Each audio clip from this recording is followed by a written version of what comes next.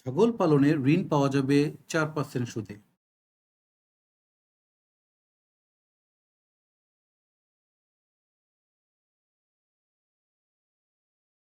ছাগল পালনে কম সুদে ঋণ দেওয়ার সিদ্ধান্ত নিয়েছে বাংলাদেশ ব্যাংক। একই সঙ্গে আহ, গারল ও ভেড়া পালনেও কম সুদে মিলবে ঋণ। এসব ঋণের সুদ হার হবে 4%। বাংলাদেশ ব্যাংক এ বিষয়ে প্রজ্ঞাপন জারি করেছে।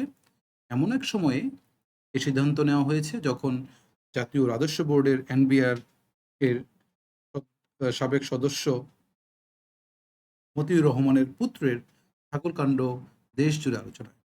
কেন্দ্রীয় ব্যাংকের প্রজ্ঞাপনে বলা হয়েছে আহ, আহ, বাংলাদেশ ব্যাংকের 5,000 কোটি টাকার পুনঃ অর্থায়ন তহবিল থেকে ছাগল ও গারল পালনে 4% সুদ ঋণ পাওয়া যাবে। ভেড়া পালনেও এই একই সুদে ঋণ মিলবে। এতদিন কেবল গরু মোটা তাজাকরণ, পোলট্রি, দুগ্ধ উৎপাদন এবং শস্য ও ফসল চাষে এই তহবিল থেকে ঋণ মিলত।